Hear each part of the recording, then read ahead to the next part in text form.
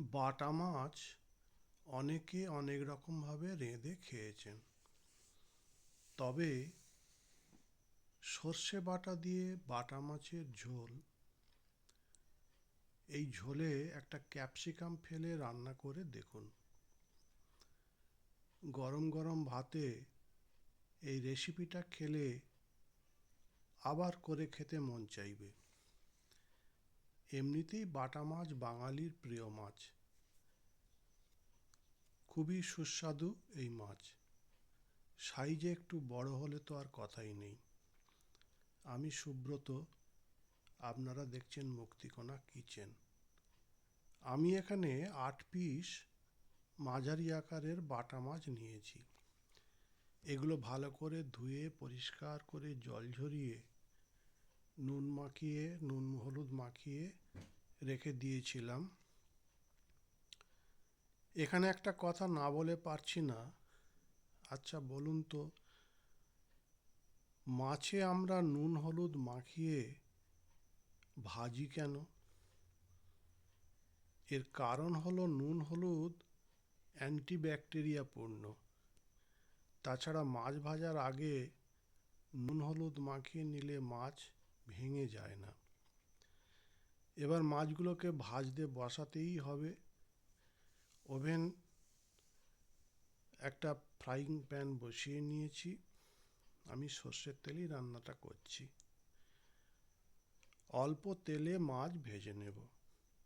অনেকে মাছ ভাজার সময় প্রচুর তেল ব্যবহার করে।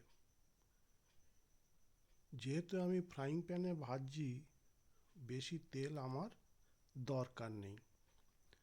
অল্প তেলেই মাছগুলোকে ছেড়ে দিলাম। একসঙ্গে সব মাছগুলোই ভেজে নেব। আমার ফ্রাইং প্যানটা বড় সাইজের।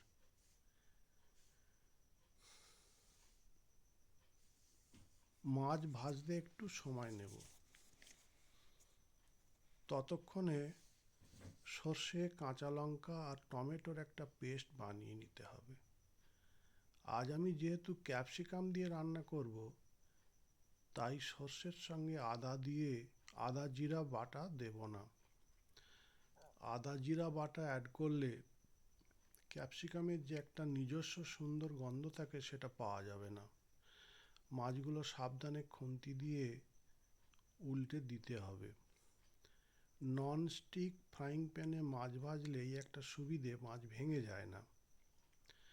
খুব কড়া করে মাছ ভাজার দরকার নেই। কড়া করে ভাজলে খেতে ভালো লাগবে না। এই রান্নায় ক্যাপসিকাম ছাড়া কিন্তু আমি আর অন্য কোনো সবজি ব্যবহার করছি না।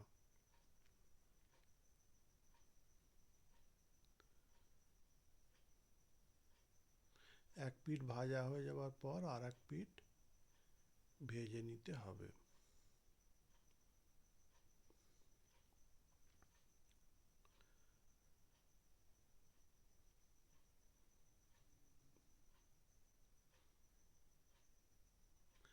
মাছগুলো ভেজে তুলে নিলাম।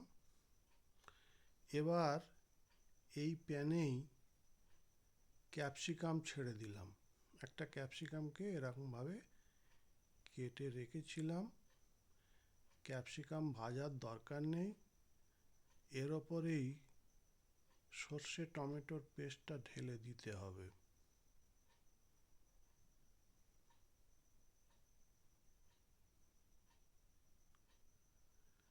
বাটি ধুয়ে আর একটু জল অ্যাড করতে হবে।